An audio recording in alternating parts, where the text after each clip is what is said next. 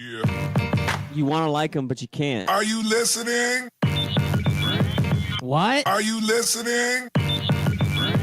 Did you bring me on this show to insult me? Yeah.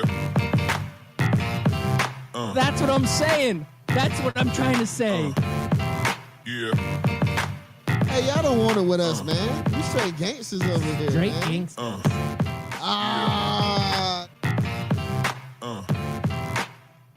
Yeah, good morning. It is Monday, November 5th, and you are listening to Scout Team Sports. We're bringing you the latest and greatest and hottest sports takes on from all over the world. I am one of your gracious hosts. They call me Loudbeard. You are the most egotistical, self-deluded person I have ever met. And all of that is a fact. And the man on the other microphone, he is the great patriot himself. He is the Cam Newton of Sports Talk Radio, and that would be...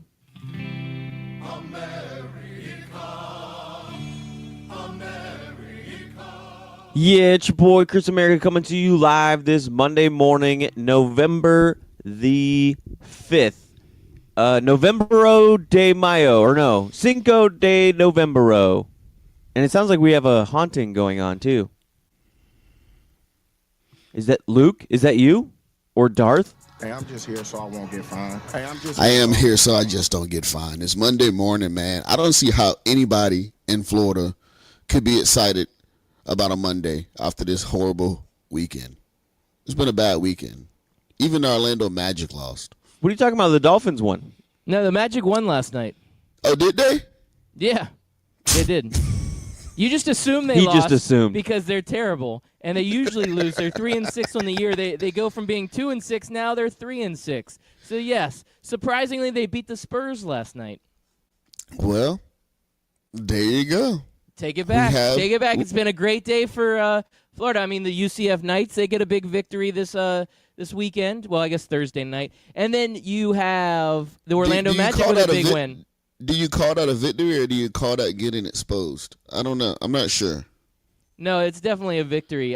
Winning by 12 points, covering the spread. Yeah, the defense looked leaky in the first half, but no, I call that a big victory. Can other teams in the state of Florida say the same thing? Hey, listen, we're 1-1 in the month of November. We just beat the first team in the Southwest Division of the West, San Antonio Spurs, by 7 points. That's pretty much a rout, especially since it was at San Antonio. And then we have Cleveland coming to Orlando today, so that should be win number 2. We'll be 2-1 in the month of November. We're looking good. The future is bright. All right, my money's on the Magic. I guess we're all Magic fans. Where's the pinstripes? I'll get a pinstripe jersey. I mean, You we're need one. from Orlando. We should be Magic fans at least. No, I haven't been an Orlando fan since Hardaway. So basically, you're a bandwagon fan. Got it. No, Bandwagon. don't. Call It's me why a you're a Green Bay bandwagon fan. Packer fan. It's No, why you're a that's not Seminole why. fan. Oh, I've been a Green Bay Packer fan since the 90s. How is that bandwagon, bro? Because they were good in the 90s, and you were like, oh, look, this is the best team that's around now that I'm a kid. Dude, we still haven't been prevalent in the last, it was a period in the 90s that we weren't even prevalent. So back up. And I'm sure if we talked to you then, you probably had your Green Bay Packer jersey stowed away, and you had your Buccaneers thing going on. Then you probably had like a dude. I've probably had a never been a Steelers Bucks fan. jersey at one point. I think he never had a been Dan Bucks Marino fan. jersey. He always thinks Miami's back. I've and then never in been a Miami 2007, fan. What's wrong with you 2007, guys? Brett Favre finally led him to the playoffs again, and he's like, "Oh yeah, I forgot. I had that Brett Favre jersey back when I was a kid. Damn, it doesn't fit me anymore."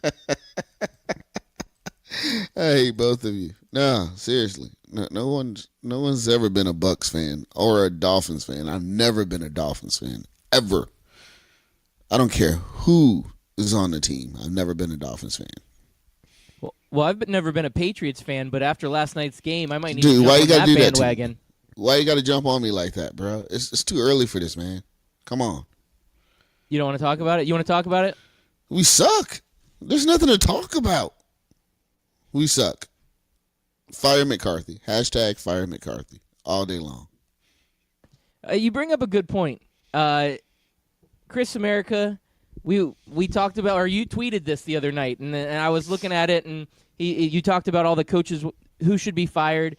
There is a growing contingency of Packers fans that are ready to jump ship on McCarthy. And Anthony Mack, you've been probably the lead voice since last year talking about fire McCarthy. But is it time? Is it time for the Green Bay Packers to just jump ship, dump McCarthy, and start over? I mean, you just locked up Aaron Rodgers for a big contract. You don't want this to be the next 4 to 5 years of wasting away Aaron Rodgers' talent on a mediocre team with bad coaching. So is it time to move on? That's from exactly McCarthy? why you need to fire McCarthy. He needs to go, man. He is the weakest link. There was almost nothing. This whole season has been kind of a fog, and it's just been subpar performance after subpar performance. I mean, we still don't have a running game. We get exposed every week. Our defense that we drafted 20 cornerbacks on can't hold anybody. You know what I'm saying? It's time for him to go. There's nothing creative about anything he's doing anymore. It's just not working. Well, so you got to cut your losses. It's 3-4 and they're 3-4-1 right now in the season. So they're not out of it, but the NFC looks really tough, especially their division. You've got the Bears going out there blowing out the Bills, which I don't know if that means anything, but the Bears look really good, and the Vikings. You got Kirk Cousins out there, man, tearing it up. And just because of just those two teams, we won't win the division. And I don't want to go in as a wild card because, you got to battle all the way back. And our offensive line just isn't that strong enough to protect Aaron Rodgers for 4 quarters anymore. It's just bad, man. It's just bad. We need to go a different direction. #fire McCarthy. Yeah, so you can get it live with us social. We are a pretty interactive crew here. You can get us at Scout Team Radio. I posed the question there yesterday. Which head coach do you think deserves to get fired but won't by the end of the season? And it's not just Packer fans, man. I was looking and I was just clicking people's profiles, trying to gauge what fan base they were. And yeah, McCarthy was one of the top 5. Jason Garrett was also big. Jay Gruden, Loudbeard. I saw a couple of Jay Grudens. Ooh. And I mean, that's obvious because of what happened yesterday. People are a little bitter. And now I'm starting to see a few at Mark Richt. One guy put Mark Richt AF. I don't know if that means like awesome football coach or what AF stands for. I'm not quite sure what that means. You need to get up on the lingo. I know what it means. You need to I'm get up on laughing, that. but I don't know what it means either. Oh, no, I truly know what it means. It means as F. Yeah, no, we know what What? it means. It's just not safe. We'll tell you on Wednesday nights after dark Wednesday show, night, yeah, Anthony. we're- We'll get you caught up on what the kids are doing these days. I'm gonna. We Google still it. need that get Wait. off my lawn drop for every time Anthony Mack does something old. Wait, can I Google it? Is it safe Yeah, to Google? go ahead and Google it. Just No, you not can in front Google of it. kids. All Not in right, front all of right. kids. Urban Dictionary. Gotcha. Okay, I'll do it right It'd probably be in there. I mean, it's pretty standard nowadays. Oh man, you guys. Yes, Now, I'm old. just Get off my just lawn. sticking with the professional coaches. Oh, I know what saw it a few means. It means John always Harbaugh. forever. Always No, forever. I hope they're Mark not. I Richt, hope they're not always tweeting forever. That. I Yeah. hope they're not tweeting that. That's bad. Cause Mark Richt is not the one. Man, I feel like a genius. I'm I responding feel like right a now to that certified guy. genius. What? What do you say? No, go ahead. He I'm said he's typing responding to Mark that guy Richt, right now. always forever? Question mark. Question mark? All right, this is Anthony Mack right now. How the hell do you know that? Because I'm a genius. I'm a genius, man. Mark You- Richt you are. is Mark Richt, and he wasn't never going to be the guy in Miami ever. Like Chris was arguing with me, I think all the way up to a couple of weeks ago, that he's going to get 10 wins. He's going to be consistent. He's going to constantly get to the ACC championship. And I'm like, dude, that was maybe in Georgia a couple of years ago, but the last couple of years in Georgia, he was just irrelevant. There's a reason why he's not in Georgia anymore. Just saying.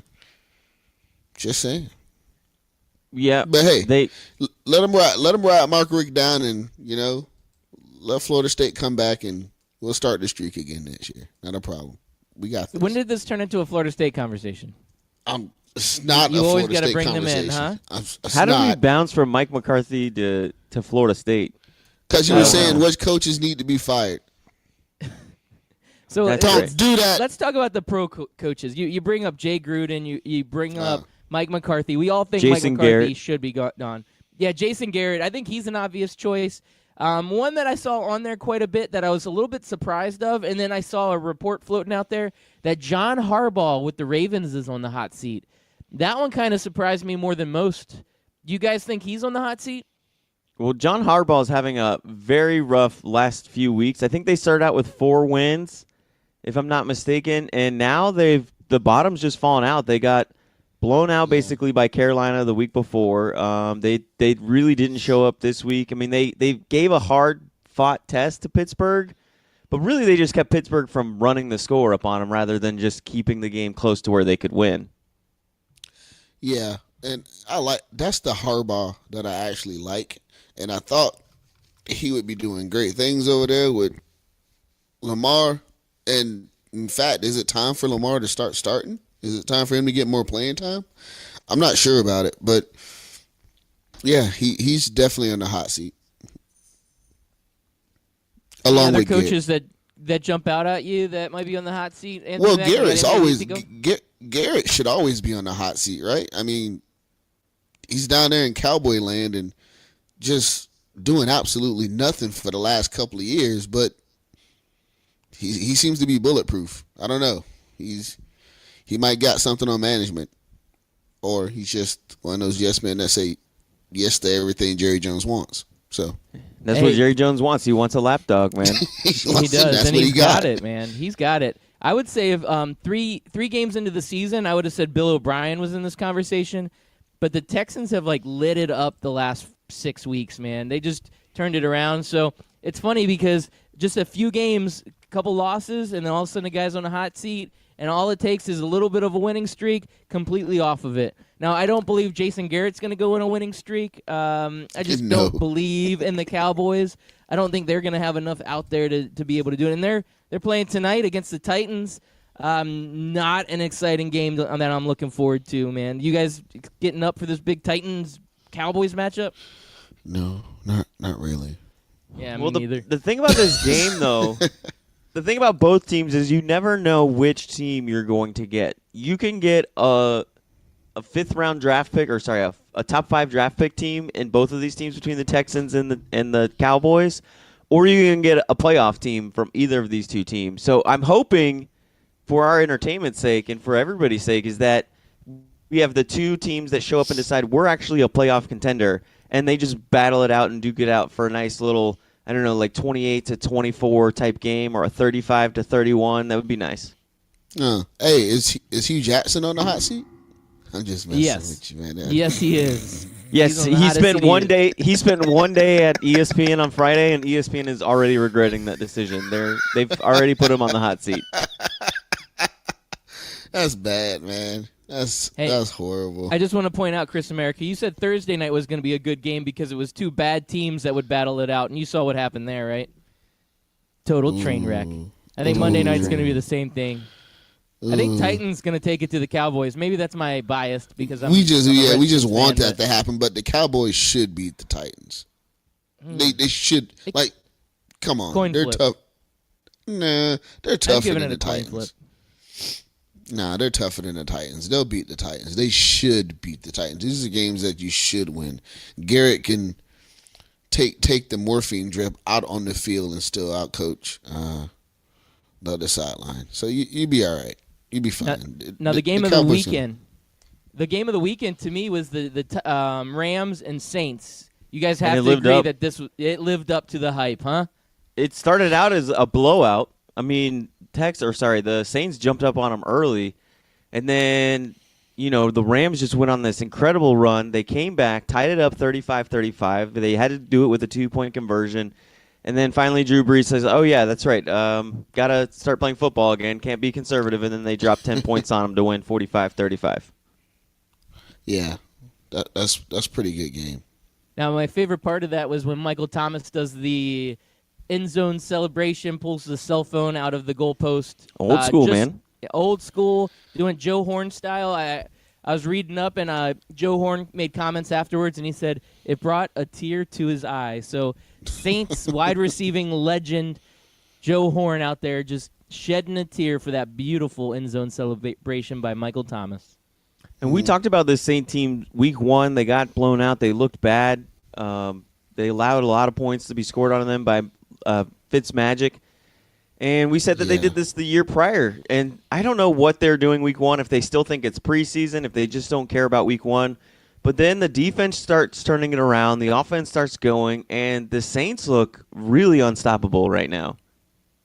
Yeah, they haven't lost since week 1. That was their only loss. And they were in that game. I mean, they had to throw up a ton of points. I think they were just thrown off guard because they didn't expect Ryan Fitzpatrick to come out and be the Ryan Fitzmagic that we've seen from him this year.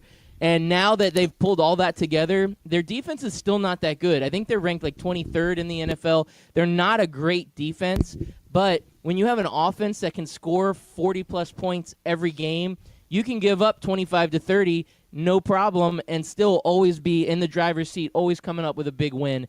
And I'm surprised the Rams didn't put on more points onto this defense. But it was a great game because, like you said, Chris America, you saw that swing where it was evenly matched at first. They kind of traded touchdowns, and it was, like, quick. Like, within the first, 2 minutes of the game, all of a sudden it's 7-7, and then it's 14-14. And then the Saints kind of blow it open. Alvin Kamara is just doing his thing out there.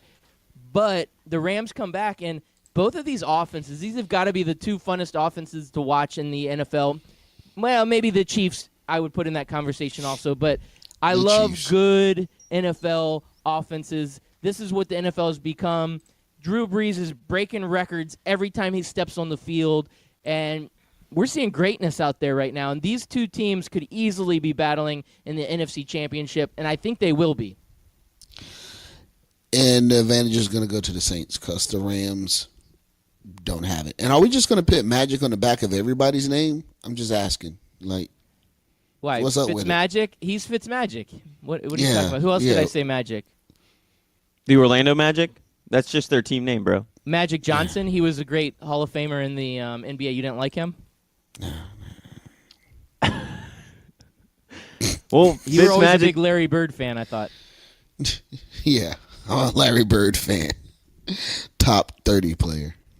Well, speaking of Fitzmagic, he was typical Fitzmagic, had the slow start, and unfortunately for him, there's a former NFL MVP on the other side of the football field. He threw up some quick points on him. They went up 35-14 at half. Then they started storming back, made it a one-touchdown game, and then the Panthers finally woke up just like the Saints did and carried it out of reach. Fitzmagic had the stats to look good, but if you actually follow the game, his stats were a little too late.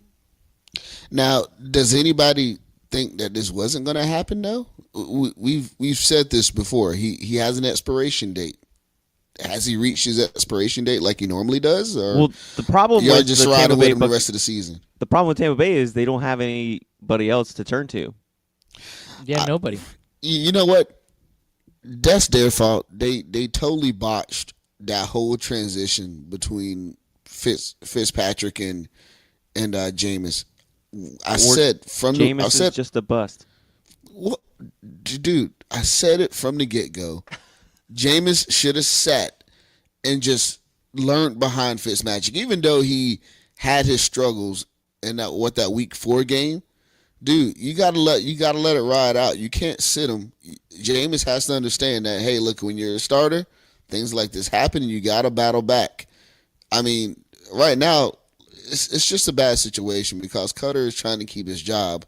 Jameis obviously wants to play, and no one's controlling the circus down there. There's no one saying this is what needs to happen for the betterment of Tampa and the betterment of Jameis. Like I feel like he doesn't have anybody actually coaching him, you know, and that's a sad situation because despite how Chris America feels, Jameis is actually a decent quarterback, and he could be a decent quarterback in the NFL.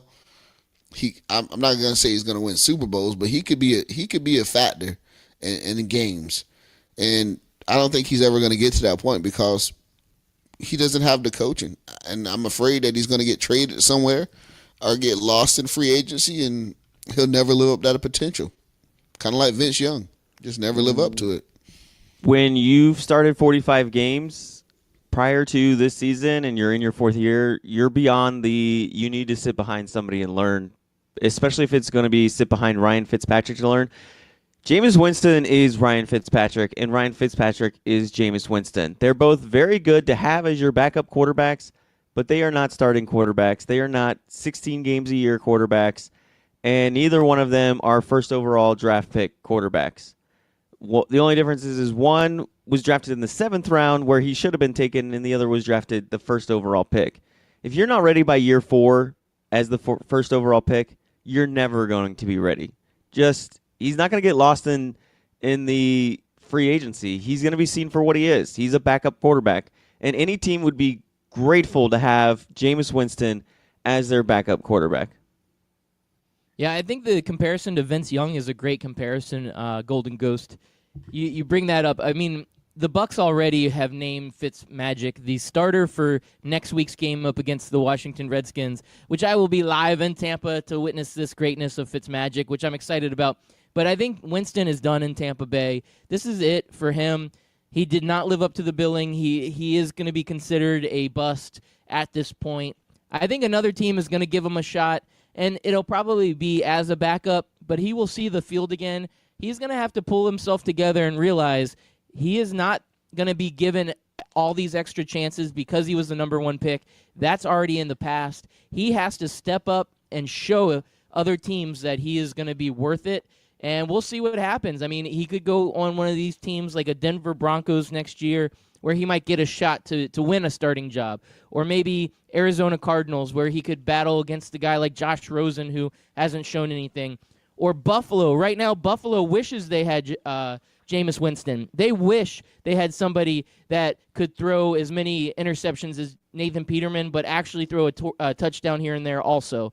So he could get another shot. He is just right now, he has become a bust, and it's unfortunate, but we are where we are, and the Bucs, it's not looking good for them. Yeah, I was waiting for Anthony to say something, but yeah, we also mentioned coaches that deserve to be fired. Dirk Cutter. I always want to call him Derek for some reason. He's got to be gone, right? Yeah, I mean, Tampa's usually got a short leash on their coaches. I mean, I felt like Lovey deserved at least another year. They were ready to move on from him too quickly. They don't give coaches a chance. I look back when they let Tony Dungy go too soon. You know, they've had this carousel of coaches, and it is time for them to get a guy in here and just maybe live with them for a little bit longer than they're doing. So they could give him another shot because they need some consistency, but at this point, the way the Bucs handle business, yeah, this guy's got to be gone. Did the Golden Ghost leave us? I think he did.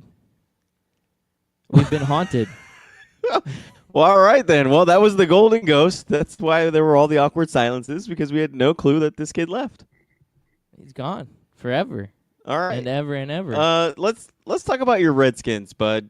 I told everybody that we would talk about it. We'd let you talk about it. I unfortunately missed the game. I was watching my Panthers beat up on the Buccaneers, and was also watching the Lions game for Miss America. What happened there, bud?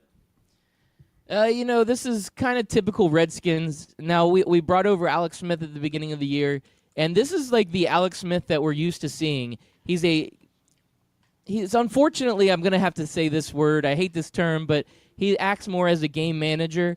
He doesn't do anything that lights the world on fire, but he doesn't make crucial mistakes, and he helps control the offense.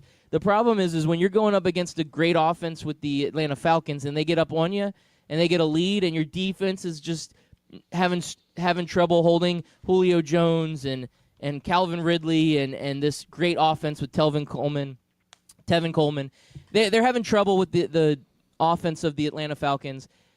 The offense of the Washington Redskins is not built to come back from a deficit. Once they got down, there was just no hope. Adrian Peterson got bottled up. I think the leading rusher was Alex Smith with 22 yards, when that's your leading rusher for the game, you know your run game is just not supporting the team as like it should be. And it's a good offensive line. We should be having a 100-yard rusher each and every game with how we're set up. But once we got down, we kind of abandoned the run game, and then we got to get the ball out to these wide receivers. And there aren't any big names. There's not a Julio Jones or Calvin Ridley on the other side that Alex Smith is throwing the ball to. The top receiver for the Redskins was Maurice Hurts.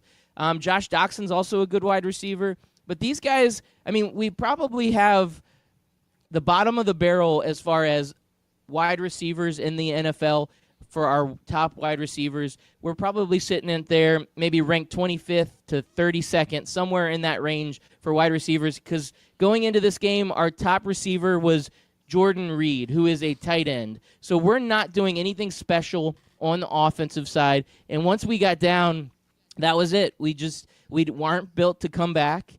And the Falcons, they throttled us, man. It was just a rough bout, and now we're 5-3. And the good news is we get the Bucs next week. We got to bounce back. The Bucs are a great team to bounce back against. So I'm feeling good about that. Sitting at 5-3, I'm hoping for a 10-6 season and squeak into maybe be the NFC East champions and just go from there. I don't know. It's been kind of a little bit of an up and down year for us. A little bit more up than down, but we lost to the Colts. We lose to this team.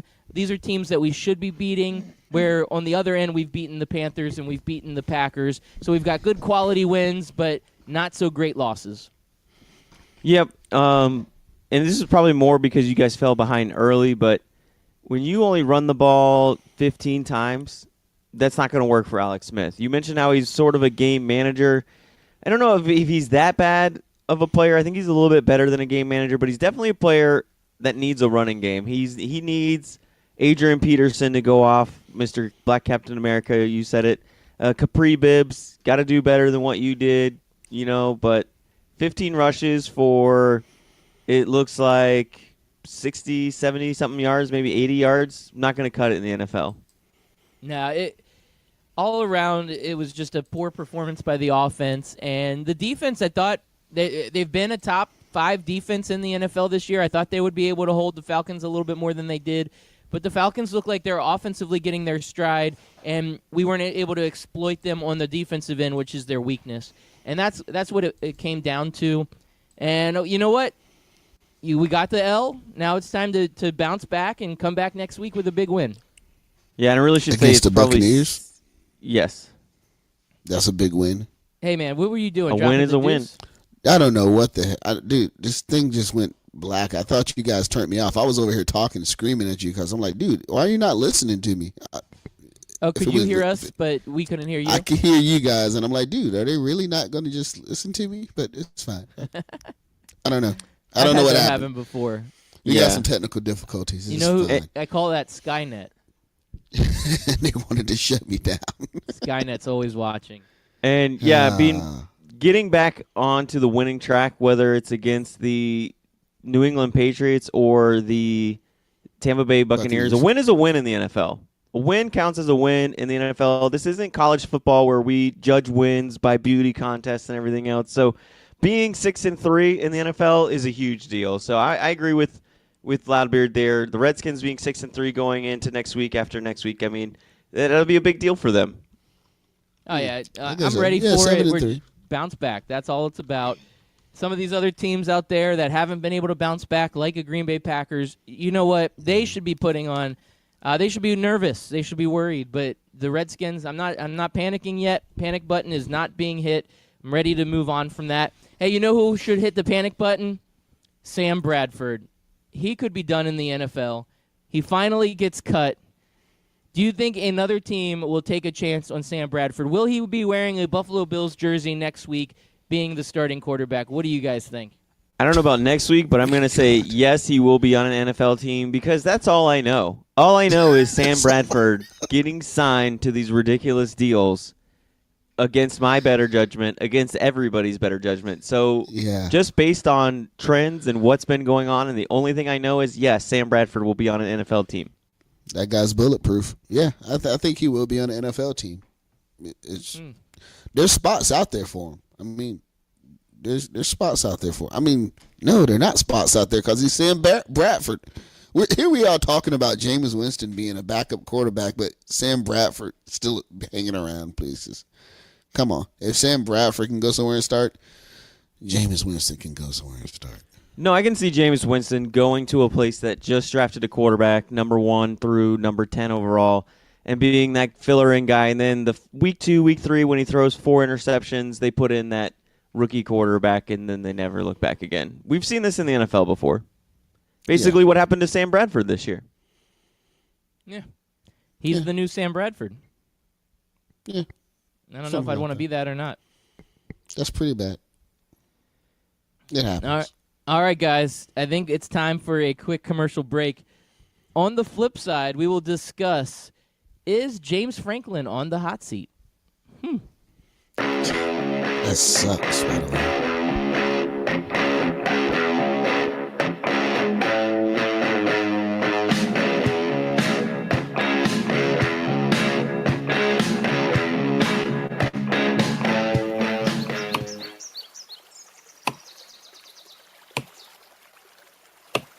When I'm working hard, I build up a thirst for sports. That's when I grab a cold 12-ounce sports radio.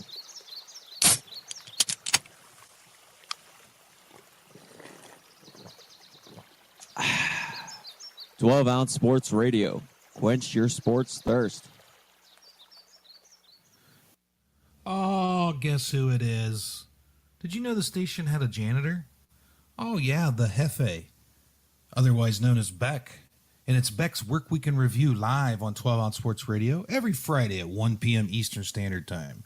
Catch interviews, special guests, and the recap of the week's news and headlines and box scores and results. It's Beck's Work Week in Review live on 12-ounce sports radio. Scout Team listeners and friends of the show, I've got something special for you. It looks like 12-ounce sports radio has done it again.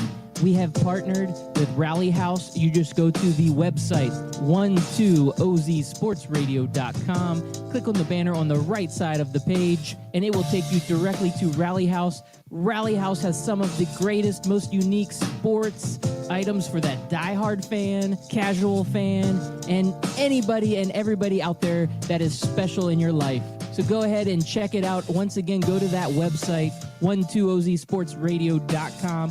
Click on the banner to the right of the page, and you will get taken to the best sports merchandise website on all of the interweb.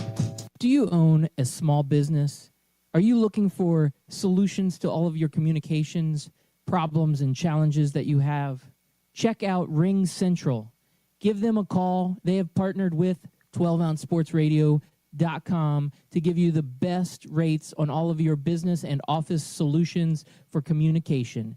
Give them a call today. We have a dedicated line for all of the 12-ounce sports radio listeners. It is 1-877-779-3860. You will get a representative on the phone who will help you with all of your small business communications needs. Once again, give them a call today.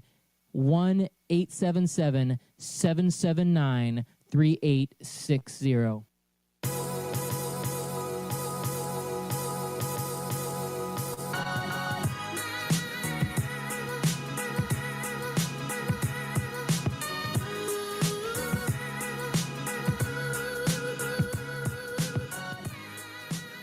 Yeah, welcome back. Once again, you are listening to Scout Team Sports. I'm Loudbeard. He's Chris America. That other guy, he's a golden ghost, and he comes in and haunts our show from time to time.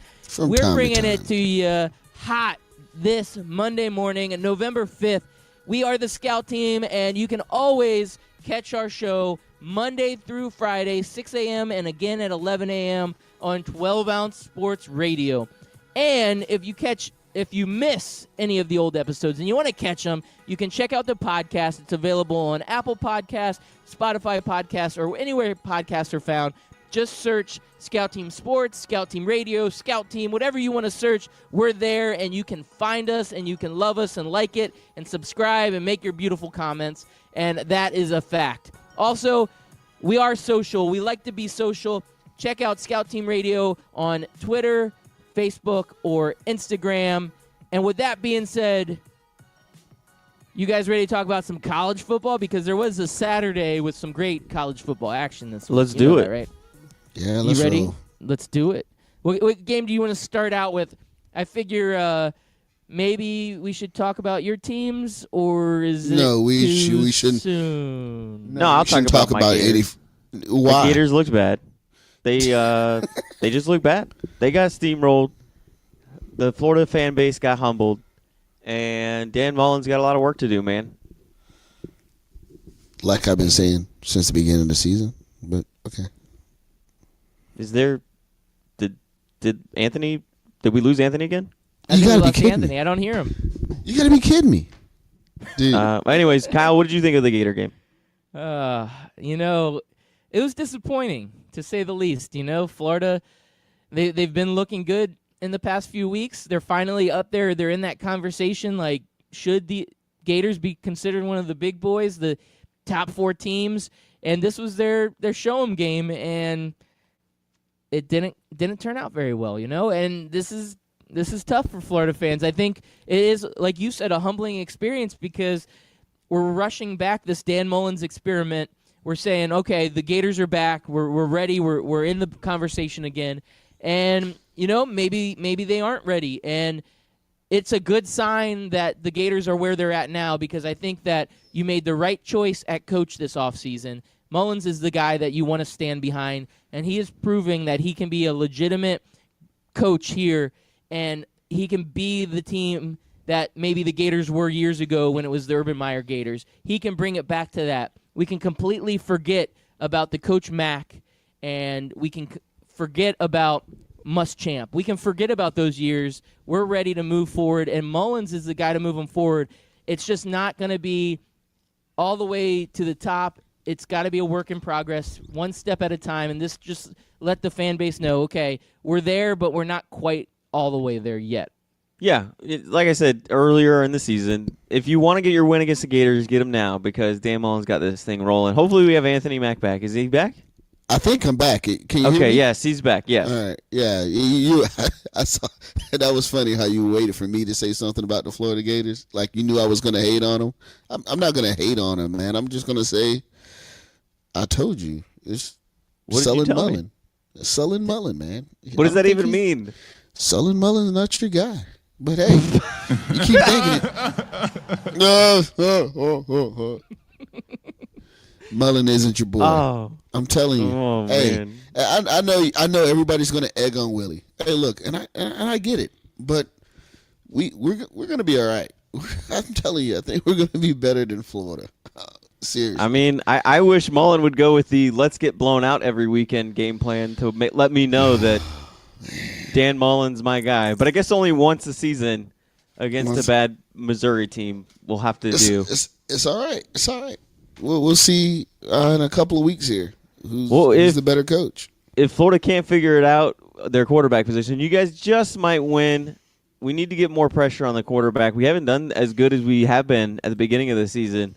And, yeah, if we can't get pressure on Blackman, is that who's your starting quarterback now? Is it Blackman? Dude, at this point, I don't know.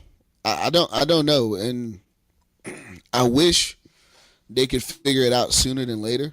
I mean, this year is a wash. We all kind of knew that the expectations coming in the season, it could be either way. So I wasn't surprised when we started losing games and when we continue to lose games. I am surprised about pulling Francois if he's healthy. If Francois is healthy, he's the best quarterback on that team. And I get it. Blackman has just about the same amount of experience as Francois at this point. But Francois is your quarterback. He is. I don't.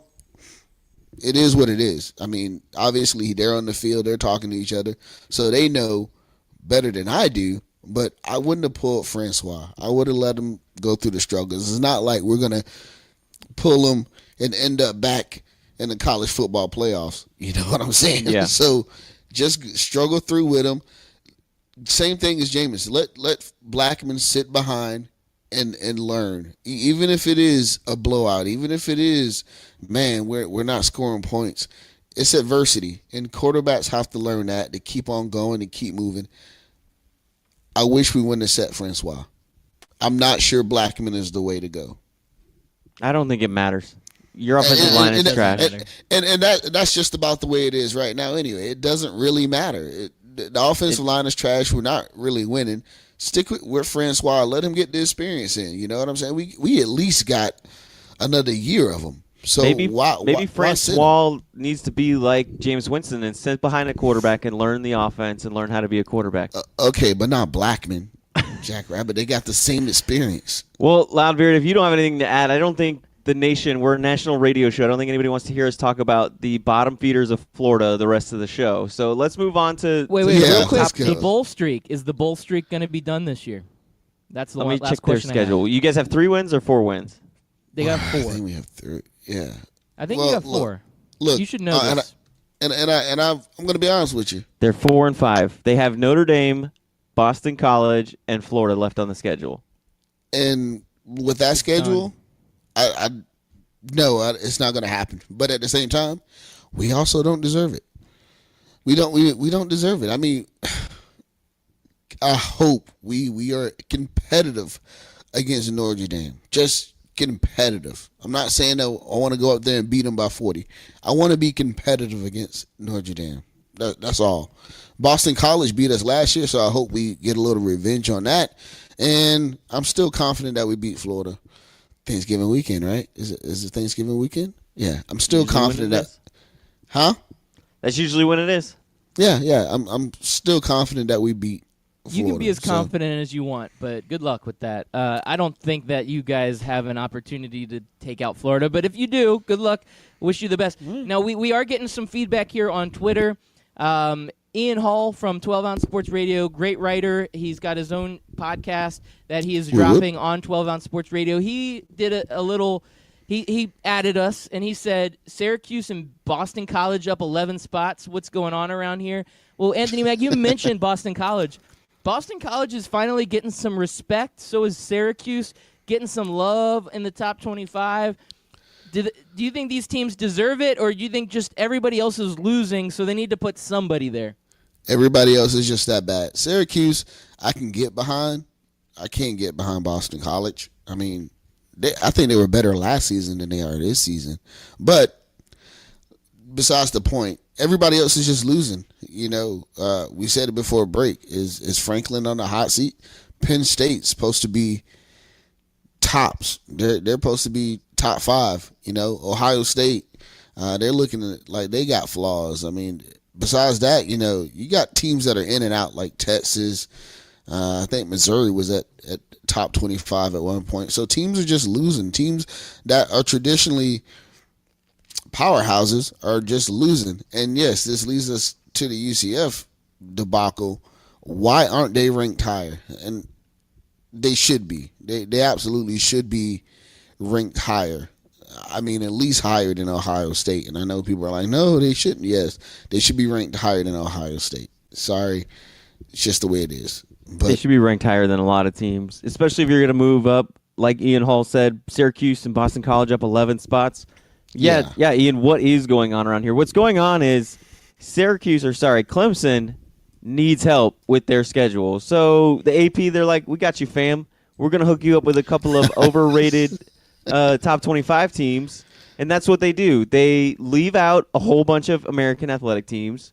So that way UCF has no top 25 wins. But then when it comes to Alabama and Clemson's and all those other teams, they move up teams just so they can kind of help bolster their point. It's called confirmation bias, and we've talked about it ad nauseum. Wait, did you put that term in there, or somebody else said that? That's a good term.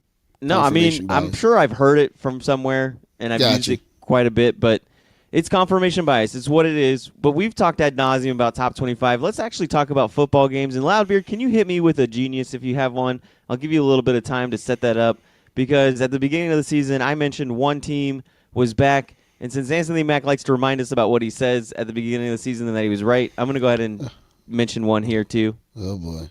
How the hell do you know that? Because I'm a genius. Yes, I'm a genius because I had told you guys at the beginning of the season that Michigan was a team to be reckoned with. Michigan was a team that was going to create some havoc, cause some noise, and with Shea Patterson, Harbaugh finally has this guy. But really, Shea Patterson hasn't even been the story. The offense really hasn't even been the story, even though they've been fantastic. It's their defense that has been the huge story, and it is probably by far the best defense in the country. They haven't allowed any team to score over 24 points this entire season, and that team that they allowed 24 points to was Notre Dame, and 21 of those points came in the first half of the season. The second half, they shut them down, and they've just been shutting down team after team after team. We're sitting here going cuckoo for Cocoa Puffs over Alabama beating up on these no-ranked, no-loser teams that have losing records. And meanwhile, we're just quiet about Michigan, who's gone through and blown out Wisconsin, blown out Penn State. They've beaten a bunch of other different solid teams, and we're just kind of quiet on them, Loudbeard. What's going on? They also lost to Notre Dame. But Oh, yeah, they lost to a top 3 team. Oh, shame on them for losing to a top 3 team on the road, first game of the season, where they gave up 21 points in the first half, and then they beat Notre Dame, I think, 17-3 from there on out. So you're saying Michigan in the top 4 this year? Without a doubt. Why not? Okay. So what if Ohio State beats them because Ohio State owns If them? Ohio State beats them, Ohio State beats them. We're going off of what we know now. I don't have time to predict the future, and that's our problem with college football and sports in general. Is we want to sit here and predict the future. What happens if Michigan blows out Ohio State? Then obviously they get in the top 4. I mean, what happens if Georgia blows out Alabama? Like, why are we not saying this about other teams? We can sit there and say what happens and what if. Teams. I do say this about other teams. All right, I you think do, Georgia's but going to beat Alabama. I think. Look, Michigan. Okay, you got one on me. Michigan. They lost that first game. One. They played. That's it. They, the only one they you've ever played- gotten on them. They're playing decent ball. I still think they lose to Ohio State, and I still don't think they're top 4. And they might, but losing to Ohio State, you're acting like Ohio State. Losing to Ohio State's a bad thing. That doesn't disprove how good or not good Michigan is. And that's the other problem with college football They're a is good team. like the Rams lost to the Saints yesterday. Nobody's sitting there being like, "Oh, see, I told you, Rams are overrated." No, we all still think the Rams are a good team. We all think the Rams could still make the Super Bowl and win it. Not Just me. because they lose to a solid team doesn't mean they're all of a sudden overrated. I hear you. You got one. Michigan is good. It's time to jump on I the don't- Michigan bandwagon, man. No, I'm not doing that. I'm not doing that this year, buddy. I'm on the Georgia bandwagon still. I think Georgia is my team. But Michigan, hey, congratulations. At Taps Go Blue on Twitter. Yeah, you're enjoying your winning season. But that's about it. That's about it. You're gonna get a top 5 bowl, but you're not gonna make it to the college football playoffs. I mean, to be honest with you, I'd love to see Michigan's defense against Alabama's offense. Hey, who's running that offense again? Who's running that offense at Michigan? I don't know who their offensive coordinator is. I know their wide receiver coach is Coach Mack, but I don't know who's running their offense. Oh, okay. Coach Mackey Way. Coach Mackey Way. There's no sharks in Michigan, so he's all right. Loudbeard, you still there, bud? I'm around. I'm just listening to you two banter back and forth. It's entertaining. No, we're good. We're So good. how about Clemson? They barely squeaked out a win. It's going to be a tough road for them. I mean, who they got left? I Actually, was no, they're joking. good. I was being sarcastic. Yeah, they're good. They got won by like Boston a billion. College. They got Boston College in South Carolina. Well, Duke beat Miami. Maybe the Giant Slayer. I don't know. I mean, 77-16. That's a close game. No, that's not a close game. They beat. Was anybody even worried about that game? No, Hell, we beat Louisville. We suck. no. But they did beat Louisville better than what Alabama did.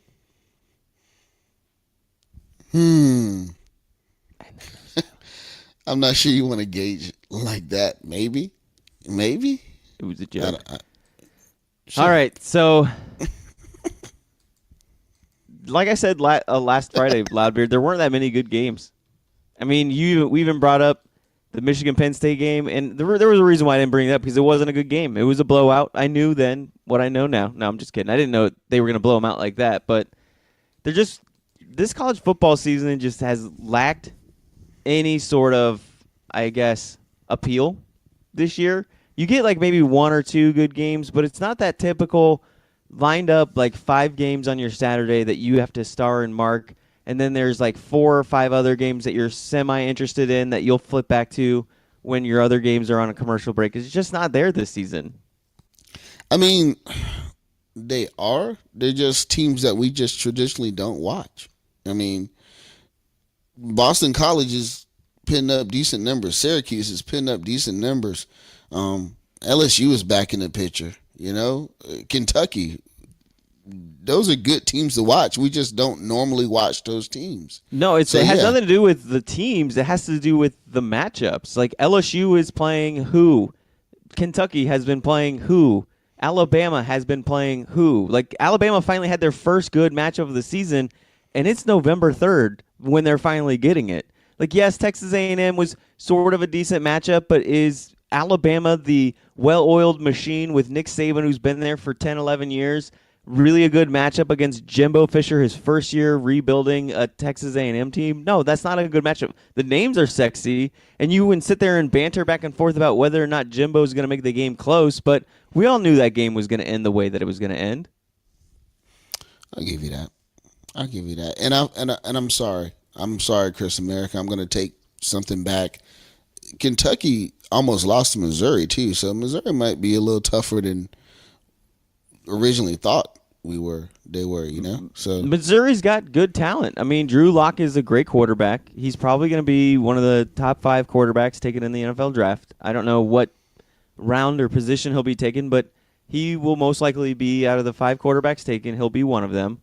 And there's really not that much shame in losing to Missouri. Now, they're winless in the SEC, and that makes it look a little bit worse. But let's talk about the LSU-Alabama game. Loudbeard, was there anything about that game that jumped off the page to you?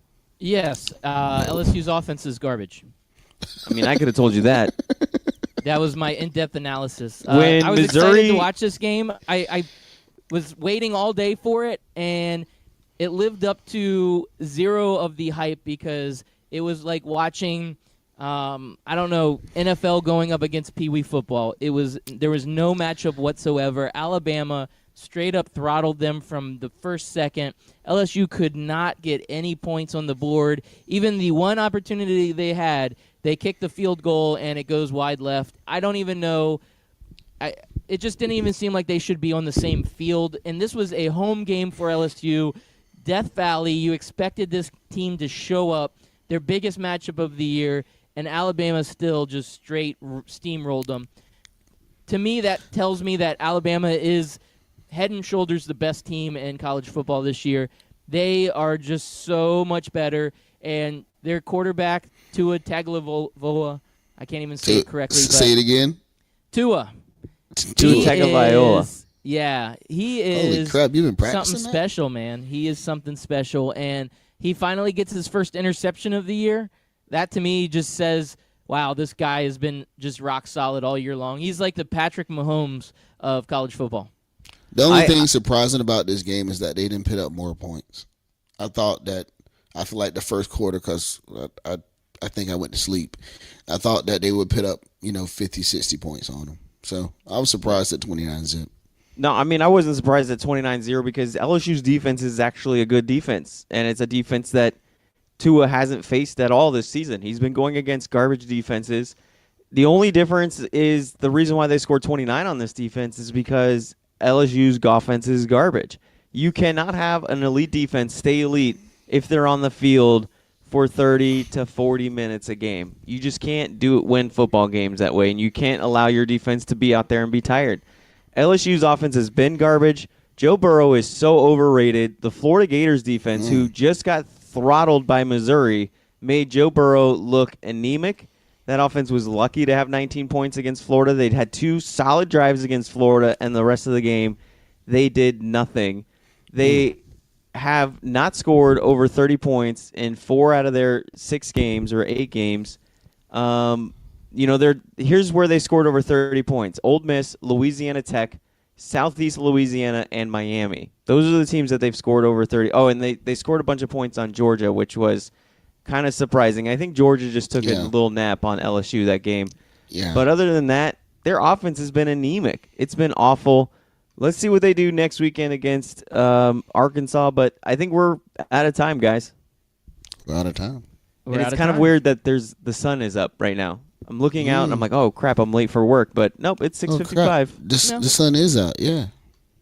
Stay tuned tomorrow where we discuss the sun rising and setting in the west. Absolutely. The sun will come out tomorrow. This is the song we need to listen to today since all our teams lost in college and NFL. Definitely.